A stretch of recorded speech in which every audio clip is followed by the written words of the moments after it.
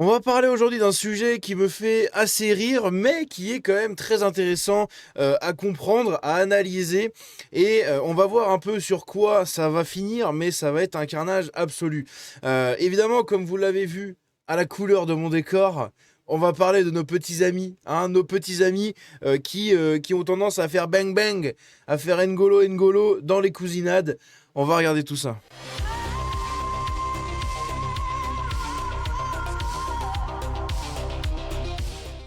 Donc, on a un article ici très intéressant du Figaro qui est sorti il y a 2 jours. J'ai pas eu le temps d'en parler avec tout ce qui s'est passé avec Quentin, mais je m'étais gardé ça de côté pour en parler dans un moment creux, justement.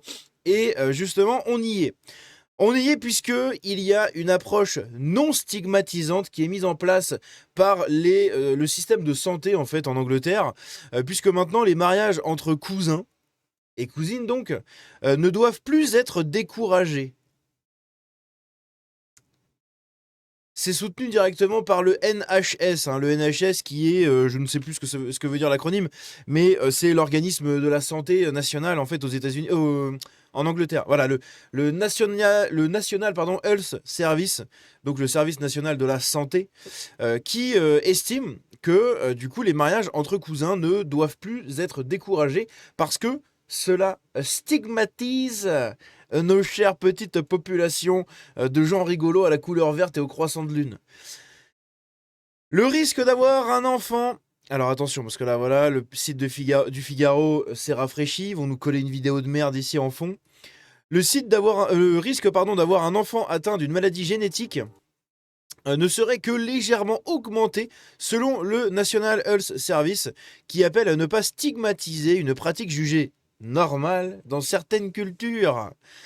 Le personnel hospitalier doit se décourager, doit cesser pardon, de décourager les mariages entre cousins germains. En fait, cette news me perturbe tellement que j'arrive même plus à lire, j'arrive même plus à parler.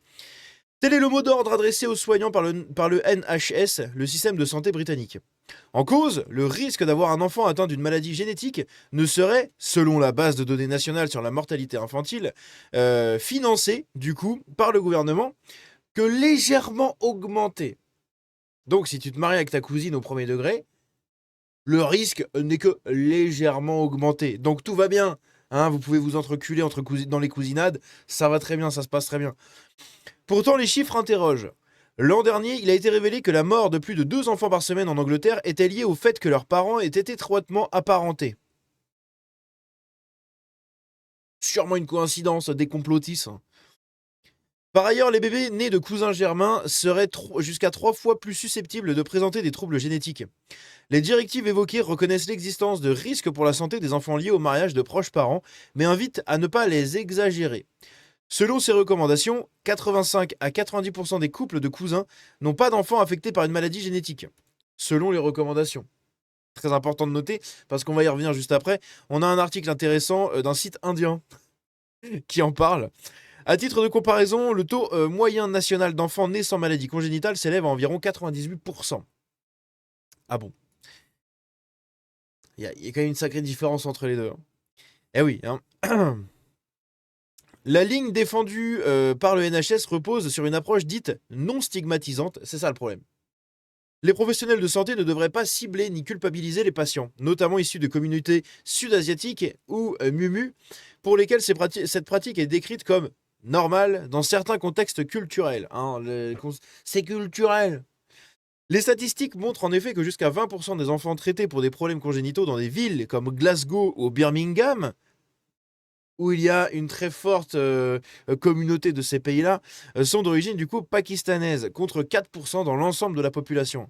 20% des enfants traités par ça sont d'origine PAC. Et seulement 4% dans l'ensemble de la population. Alors que les mariages entre cousins seraient en augmentation dans certaines communautés du Royaume-Uni, le gouvernement a annoncé le renforcement des dispositifs de prise en charge par les couples présentant un risque génétique accru en raison d'un mariage entre proches parents. L'objectif affiché, améliorer le dépistage et l'accompagnement sans condamnation morale. Plus controversé encore, certains documents évoquent la nécessité de mettre en balance les risques génétiques avec d'éventuels bénéfices potentiels, notamment économiques, ainsi que le renforcement des liens émotionnels et sociaux et du capital social. Mais cette position ne fait pas l'unanimité. Ah bah oui, tu m'étonnes.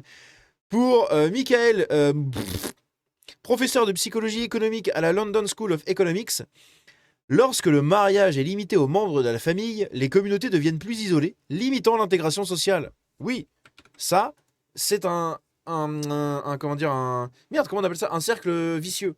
Voilà, c'est un cercle vicieux, puisque, bah, en fait, tu te maries dans ta communauté, donc tu grandis encore plus dans une communauté serrée, donc tu t'intègres moins, et en fait, tes enfants vont se marier eux-mêmes. Et en fait, tu arrives dans un resserrement, un resserrage, bref, un espèce de cloisonnement, en fait, de la communauté qui est assez ouf, hein. Et c'est mécanique, en fait, donc les gens le font même pas forcément exprès. C'est juste que c'est mécanique. C'est voilà, quand tu te maries entre cousins, bah, tu vas pas chercher de l'autre côté, tu traînes pas dehors pour aller chercher d'autres femmes et tout, parce que dès ta naissance, tu programmé à être marié avec ta cousine, donc c'est un peu compliqué. Du côté politique, les critiques sont aussi vives. Richard Holden, député conservateur du Basildon et Bilkerey et partisan de l'interdiction des mariages entre cousins, dénonce une dérive. Notre NHS devrait cesser de s'agenouiller devant des pratiques culturelles nuisibles et oppressives. Cette directive transforme une politique de santé publique élémentaire en préjudice public. Oui, mais le problème, c'est qu'en fait, maintenant, il s'adapte. C'est l'avancée des petits pions. Quand tu as plein de gens de ces communautés-là qui arrivent, bah, tu es forcé en fait, de faire évoluer les lois. Le problème, c'est que comme t'as pas le droit de les stigmatiser, bah, les lois vont évoluer dans leur sens. Voilà. Parce que si ça n'évolue pas dans leur sens, hop là, point Godwin, la stigmatisation, paf, c'est plié, au revoir. Et ça, tu peux pas, en fait. Dans notre Occident un peu fragile, tu ne peux pas faire ça. Le député affirme que le mariage entre cousins germains comporte un risque génétique bien plus élevé, ainsi que des atteintes à la liberté individuelle et à la cohésion sociale. Alors, la liberté individuelle, oui, ça c'est sûr, mais il n'y a pas que le mariage hein, qui atteint, enfin, dans ces cultures-là, il n'y a pas que le mariage en fait qui a des atteintes à la liberté individuelle, d'accord. Il y a tout le reste en fait, hein. Il y a l'éducation, la religion, il y a plein de choses. Mais par contre, oui, c'est clair que ça nuit énormément à la cohésion sociale d'un pays. Après, l'Angleterre, comme je l'ai déjà dit plusieurs fois, a une politique de l'immigration qui est bien différente de celle qu'on a en France. En France, on a longtemps poussé et longtemps cherché l'assimilation, l'intégration. L'intégration, puis l'assimilation. Le problème, c'est qu'en Angleterre, ils n'ont pas du tout fait ça comme ça. En fait, quand il y a eu du coup l'indépendance de l'Inde et de toutes les colonies, etc., qu'il y a eu, en fait, ils ont eu beaucoup d'immigration et en fait, ils ont accueilli tout le monde. Au lieu de leur dire comme en France, venez, vous serez français, vous allez adopter la culture, etc. Bon, ce qui au final, quand tu as des chiffres beaucoup trop gros, n'existe plus. Mais quand tu maintiens des petits quotas, une rentrée par un petit entonnoir dans cette culture, etc., tu peux arriver à une petite assimilation. Euh, avec une bonne volonté de l'État derrière, etc. Le problème, c'est qu'en Angleterre, ils ont fait venir les gens en leur disant faites comme chez vous. Donc, tu arrives, tu fais venir des gens, au début des petites proportions, mais par exemple pour la communauté indienne, ils ont une grosse communauté indienne et pakistanaise en Angleterre, justement par leur historique des colonies. Mais derrière, quand tu fais venir tous ces gens-là et que tu leur dis faites comme vous voulez, en fait, vous êtes chez vous, faites comme chez vous, gardez vos cultures, tout ça, en fait, tu crées des communautés dans l'ensemble national. Et bah, le problème, c'est qu'après, tu arrives avec des trucs comme Birmingham, etc., qui sont quasiment, j'allais dire le mot, qui sont GR en fait. Hein, la ville est totalement GR, quoi. C'est un truc de ouf. Et vous avez des villes comme ça qui sont perdues parce que tu fais venir plein de gens, beaucoup trop nombreux, tu les laisses faire absolument ce qu'ils veulent, sans aucune politique d'assimilation ni d'intégration dans ton pays, dans ton système, dans tes mœurs, dans tes pratiques, dans tes traditions, dans tes cultes, dans tes rituels, dans rien du tout, en fait, rien du tout. Ces gens-là, tu les fais venir sur ton pays, sur ton territoire, et tu leur dis Amen, faites ce que vous voulez, faites comme chez vous, hein, c'est McDo. Et le problème, c'est que tu arrives avec des trucs comme ça. Maintenant, et vous allez voir, les chiffres sont fous derrière.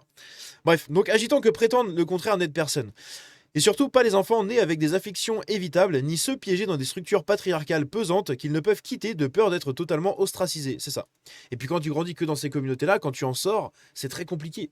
Parce que tu as passé 15 ans à vivre et à grandir avec un système de morale bien différent du commun des habitants du pays, enfin du reste du pays, avec une religion différente, des pratiques différentes, un langage même des fois différent, hein, notamment aux États-Unis, dans certaines villes, où vous avez une grosse communauté somalienne. En fait, ils parlent même pas anglais, ils parlent somalien.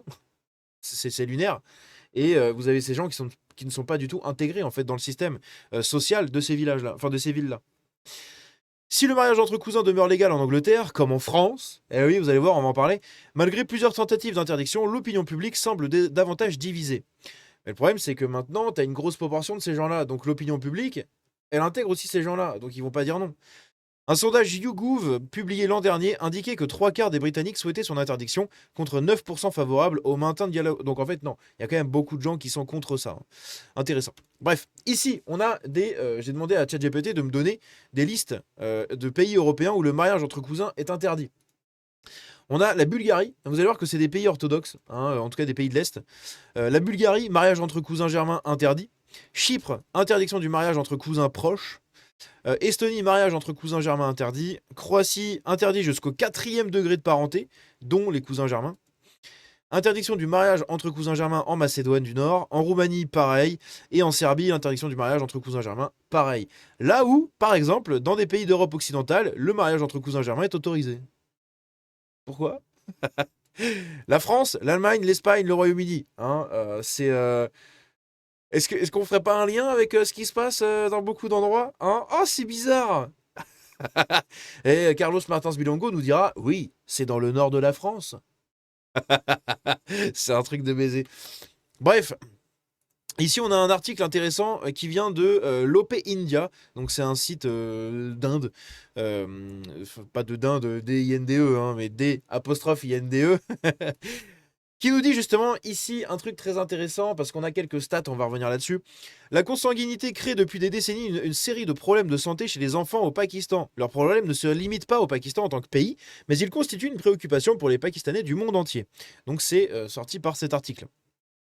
DW s'est entretenu avec Ghafour Hussein Shah, 56 ans, qui travaille comme enseignant et a 8 enfants. Résident du Cachemire, donc c'est une région du Pakistan, Shah s'est marié avec sa cousine maternelle en 87. Sur 8 enfants, 3 souffrent de troubles. C'est quand même une grosse proportion, hein, c'est presque la moitié. L'un des cerveaux de son fils n'a pas pu atteindre une taille normale. L'une de ses filles a des problèmes d'audition, tandis qu'une autre fille a des troubles de la parole. Ici, on peut redescendre. Donc, il y a une étude qui s'intitule Identifier les gènes responsables de la déficience intellectuelle dans les familles voilà, par Zafar Iqbal. Eh bien, le taux de consanguinité est très élevé au Pakistan, environ plus de 60%. Ok, c'est un peu comme cette région chez nos DZ, où ça frôle les 80%, je crois, hein, c'est un truc de fou. Même le Pakistan, tu as des régions, parce que là, c'est uniformisé à l'échelle du pays et ou de la communauté. Mais quand tu regardes région par région, tu as des chiffres qui sont ouf. Ok, sur je ne sais combien de gens dans ces communautés-là, tu frôles les 80-90%. Oh, c'est une catastrophe. Sans déconner, c'est une catastrophe. Il ajoute en outre que 17 à 38% des mariages conjoints au Pakistan ont lieu entre cousins germains. Entre 17 et 38%. Hein, c'est presque. C'est un mariage sur 5 en moyenne. C'est quand même beaucoup. Même un mariage sur 4 en réalité, parce que 5 ça ferait 20%. Là, si on met la moyenne, on est à 25-30%. Donc c'est un mariage sur 4, il est consanguin. C'est fou. Ici, on a un truc intéressant. Des experts de la santé pakistanais ont tenté de convaincre les religieux de sensibiliser le public aux troubles génétiques et aux problèmes de santé liés au mariage consanguin entre cousins. C'est la même chose. Cependant, les religieux refusent catégoriquement de fournir un quelconque soutien. Selon ces chefs religieux, la consanguinité est conforme à la charia islamique et aux traditions du prophète Mahomet. Le système de croyance est fortement en faveur de la consanguinité, à tel point que si un jour le gouvernement décide d'interdire les mariages entre cousins, il se heurtera à la résistance du public. C'est ouf. Le problème de consanguinité ne se limite pas aux Pâques, visant uniquement aux Pâques. Les mariages entre cousins sont également courants dans les communautés Pâques d'autres pays, comme par exemple l'Angleterre, on peut imaginer. Selon un rapport de 2015 dans le Télégraphe, les communautés Pâques en Grande-Bretagne connaissent un nombre alarmant de mariages entre cousins, entraînant des troubles génétiques chez les enfants. Le rapport suggère que de tels mariages sont également courants parmi les arbres et les noix vivant au Royaume-Uni. Un autre rapport, depuis 2008, il est suggéré que la communauté Pâques est responsable de 3% des naissances au Royaume-Uni. Cependant, en raison du nombre élevé de mariages comme ça, eh bien la communauté est responsable de 30% des enfants nés avec des maladies génétiques. Le même rapport suggère que 55% des Pâques vivant à Bradford étaient mariés à leur cousin. 55%. Plus de une personne sur deux. Je sais pas si on se rend compte, hein. C'est ouf, hein. Et c'est une catastrophe, hein, pour ces gens-là, hein. C'est culturel, religieux, on peut l'entendre, ok, très bien. Mais c'est une catastrophe. Pour eux, vraiment, pour leur gène et tout. Enfin, c'est. Vous imaginez, ces gens-là font des gosses, et en fait, de par cette pratique-là, une chance sur trois quatre que leur gosse ait des problèmes. C'est dingue. Et en fait, plus ça se répand, plus ça devient courant, et moins t'as de brassage génétique. Et en fait, plus le temps avance et les générations avancent, pire c'est en fait. Pire c'est. Parce que maintenant, tu as des gosses qui ont des problèmes génétiques qui se marient avec d'autres gosses qui ont des problèmes génétiques. C'est fou, hein. Et vraiment, l'OMS devrait en faire une charge de l'OMS, une étude, un truc, faire quelque chose, hein, parce que c'est désastreux. C'est désastreux. Bref, n'hésitez pas à me dire ce que vous en pensez dans cette vidéo. Ne soyez pas trop trash, hein. Parce que je pense que je vais faire le tour des commentaires assez régulièrement pour voir un peu, et je pense que je serai obligé de supprimer certains commentaires, hein, de peur que la marée chaussée vienne me taper derrière la casquette. Mais voilà, dites-moi quand même ce que vous pensez de manière pro, hein, s'il vous plaît. Et voilà, mais en tout cas, c'est assez intéressant de voir que bah, l'Angleterre, en fait, fait partie de ces pays qui continuent, hein, de la serpillière. On le sait très bien, mais là, on en a une preuve, même sur ce truc-là, en fait, qui menace de devenir un espèce de cas de santé publique, hein, littéralement, puisque à force de faire venir des gens de ces communautés-là, tu grossis la part de ces communautés-là dans la population globale, et à la fin, tu arrives avec un pourcentage absolument fou de ces gens potentiellement touchés de près ou de loin par des cas comme ça. Donc ça va devenir un trouble à la santé publique, vraiment un cas de santé publique majeur, un souci majeur. Bref, dites-moi ce que vous en pensez dans les commentaires. On se dit à bientôt, passez une très bonne soirée, la bise, ciao.